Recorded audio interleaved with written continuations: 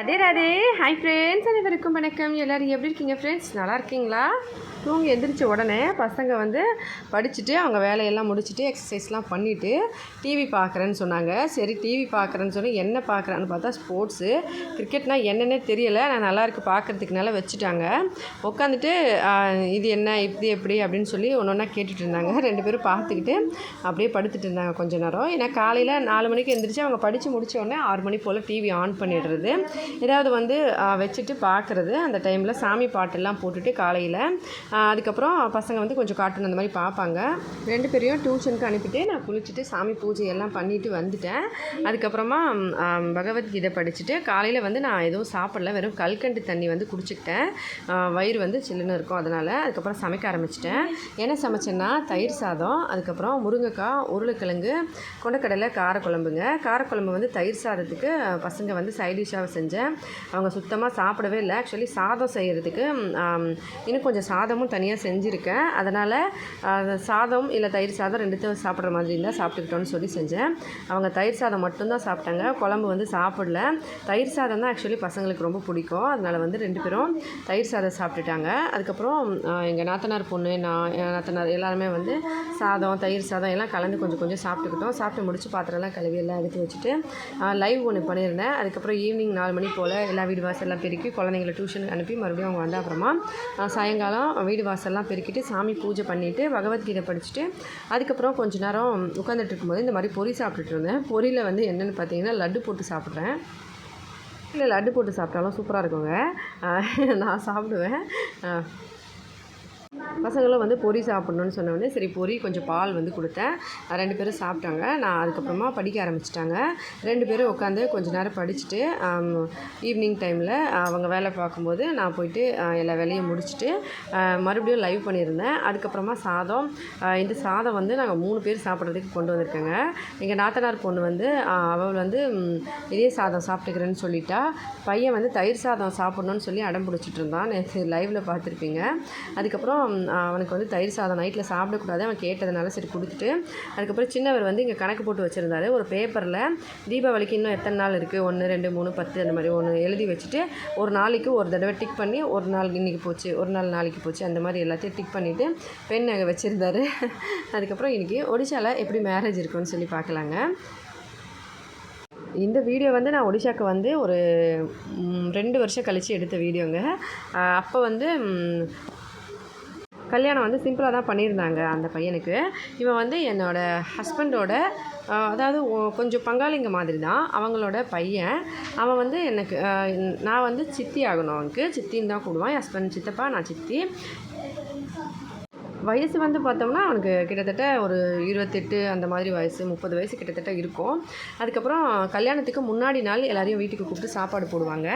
வீட்டிலேருந்து லேடிஸ் எல்லோரும் ஒன்றா ஒருத்தவங்களாம் அங்கேருந்து அப்படியே வரும்போது எல்லாரையும் கூட்டிகிட்டு போவாங்க. நானும் அதே மாதிரி வந்தேன். சாதம், டால்மா, அதுக்கப்புறம் ஊறுகாய், இந்த மாதிரியெல்லாம் சைட் டிஷ் வச்சுட்டு சாப்பிட்டுட்டு இருந்தோம். சிம்பிளாக தான் செய்வாங்க. இவங்க ரொம்ப கிராண்டாலாம் செய்யலைங்க, சிம்பிளாக தான் மேரேஜ் பண்ணியிருந்தாங்க. அதுக்கப்புறம் கொஞ்சம் உருளைக்கிழங்கு, பச்சை மிளகா, உப்பு இதெல்லாம் வச்சு நான் ஒரு சைட் டிஷ் ரெடி பண்ணி அப்படியே சாப்பிட ஆரம்பிச்சிட்டேன். எல்லா லேடிஸும் ஒன்றா உட்காந்து சாப்பிட்டுட்டு இருந்தோம். அதுக்கப்புறம் வீட்டுக்கு அடுத்த நாள் காலையில் ரெடி ஆகலான்னு சொல்லி கொஞ்சம் மேக்கப்லாம் போட்டுட்டு வந்து எப்படின்னு சொல்லி நான் இப்போ ஒன்று சொல்லிகிட்டே வரேங்க. இது வந்து சாயங்காலம் ஒரு 2 மணி போலங்க. இது முன்னாடி நாள் சாப்பிட்டு வந்தது. அதுக்கப்புறமா வந்து வீட்டில் நாங்கள் எங்கள் வீட்டில் வந்து நாங்கள் பார்த்துக்கிட்டோம். அவங்க வீட்டில் இதெல்லாம் பண்ணிகிட்டு இருந்தாங்க. சொல்லி மாப்பிள்ளை வந்து வீட்டிலேருந்து இப்படி ரெடி ஆகும்போது இவங்க வந்து அம்மா வந்து என்ன பண்ணுவாங்கன்னா அவங்க பொரி வச்சுக்கிட்டு பின்னாடி தூக்கி போடுவான். அம்மா வந்து பிடிச்சிக்கிட்டே வரணும் பின்னாடி.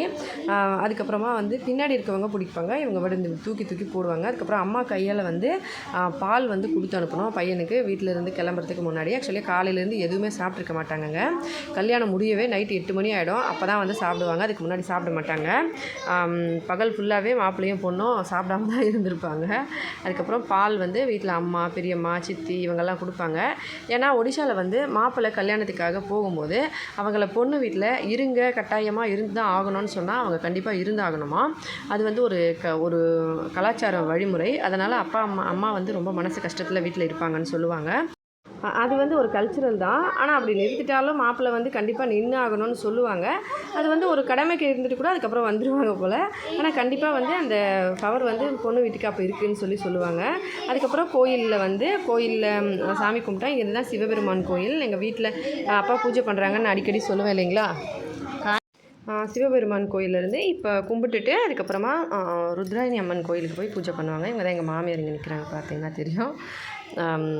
அதுக்கப்புறமா 2 கோயில்லையும் சாமிக்கு பூஜை பண்ணிவிட்டு கிளம்ப ஆரம்பிச்சிருவாங்க. எல்லாம் ஒருத்தராக லேட்டாக கிளம்பிட்டுருப்பாங்கங்க. கிட்டத்தட்ட 2 மணின்றது 4 மணி ஆக்கிடுவாங்க பொறுமையாக.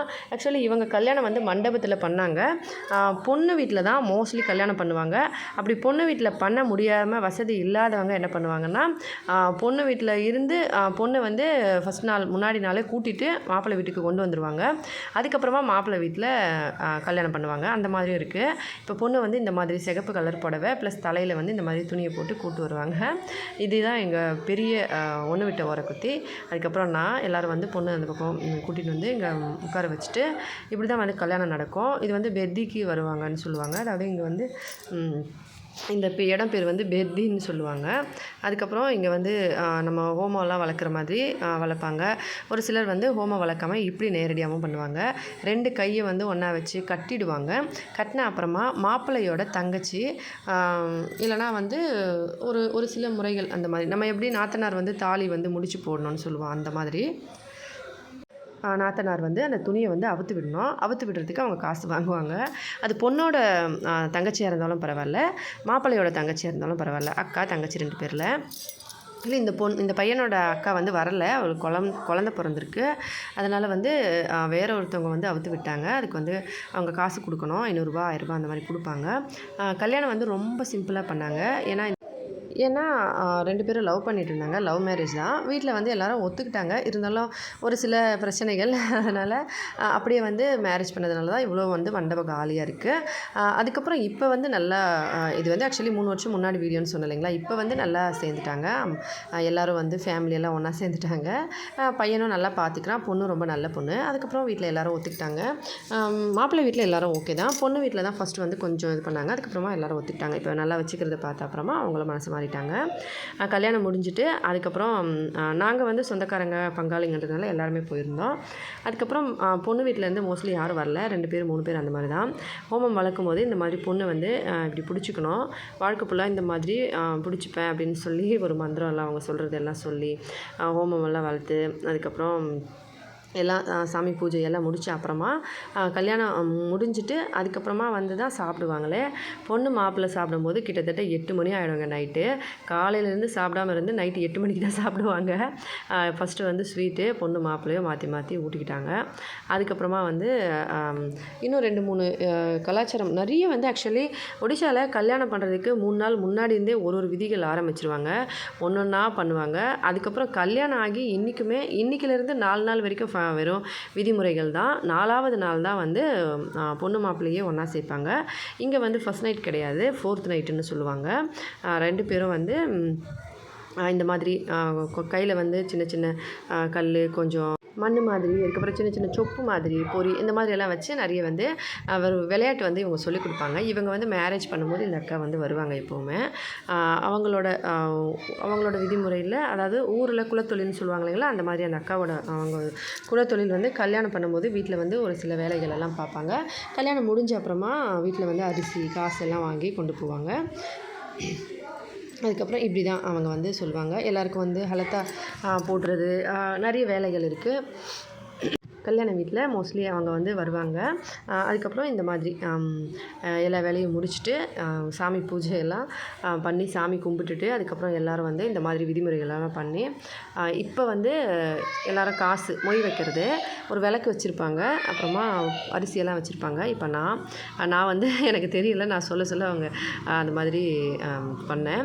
நான் வந்து அரிசி தூக்கி போட்டு அதுக்கு எல்லாம் சிரிக்க ஆரம்பிச்சிட்டாங்க தெரியலன்னு சொல்லி. நான் சரி சித்திக்கு தெரியல அட்ஜஸ்ட் பண்ணிக்கோங்க அப்படின்னு சொல்லிட்டு அப்படியே சிரிச்சுட்டு நானும் ஆரத்தி கொடுத்துட்டு சந்தோஷமாக இருக்கணும்னு வாழ்த்திட்டு வந்தேன். இவங்க எங்கள் சின்ன மாமியார். அதுக்கப்புறம் வெளியில் வந்து பையன் நானாக ஃபோட்டோ எடுத்துக்கிட்டோம், ஒரு சில ஃபோட்டோஸு. அதுக்கப்புறம் எங்கள் ஓரக்குத்தி, பெரிய ஓரக்குத்தி, இன்னொரு இப்போ கல்யாணம் ஆன பையனோட அவங்களோட சொந்தத்தில் ஒரு அண்ணி, அவனுக்கு அண்ணி, இங்கே நிற்கிறோம். இதுதான் அவங்க அண்ணி. நடுவில் நிற்கிறது ப்ளூ கலர் சேரீ வந்து எங்கள் ஒன்று விட்ட ஓரக்குத்தி, அதாவது பெரிய ஓரக்குத்தி அவங்க தான் பையன் தான் வண்டி எடுத்துகிட்டு வந்து எங்கள் வீட்டில் வைப்பான்னு சொன்னேன். அதுக்கப்புறம் இவங்க க்ரீன் சேரீ வந்து என்னோடய ஓரக்குத்தி. அப்புறம் நான் எல்லா ஃபோட்டோலாம் பண்ணி முடிச்சுட்டு பசங்கள்லாம் அதுக்கப்புறமா வந்து வீட்டுக்கு வந்து வர ஆரம்பிச்சிட்டோம். கோயிலில் செஞ்சுருந்தாங்க பச்சரிசி சாதம், டால்மா, அந்த மாதிரி தான் செஞ்சுருந்தாங்க. நிறைய பேர் ஒரு ஒரு விதமாக வந்து சமைப்பாங்கங்க. இங்கே வந்து வெஜ்ஜு தான் செஞ்சுருந்தாங்க, கோயிலில் கல்யாணம் அப்படின்றதுனால. அதுக்கப்புறமா இன்னொரு கல்யாணம் காமிக்கிறேன் பாருங்கள். இதுவும் அதே கல்யாணம் மாதிரி தான். அந்த கையில் வந்து எல்லாம் பிடிச்சிட்டு இப்படி தூக்கி போடுவாங்க இல்லைங்களா, அதே தான் இவங்களும் இங்கே பண்ணுறாங்க. இந்த கல்யாணம் வந்து கொஞ்சம் கிராண்டாகவே பண்ணியிருந்தாங்க. பொண்ணு மாப்பிள்ளை வந்து இப்படி தான் வந்து ஆக்சுவலாக ரெடியாக இருப்பாங்க. இது வந்து பொண்ணோட அண்ணி, இந்த பக்கம் உட்காந்துருக்கோம் பொண்ணோட பையனோட சொந்தக்காரங்க. 2 பேருமே வந்து பொண்ணு பையன் அவங்களோட சொந்தக்காரங்க.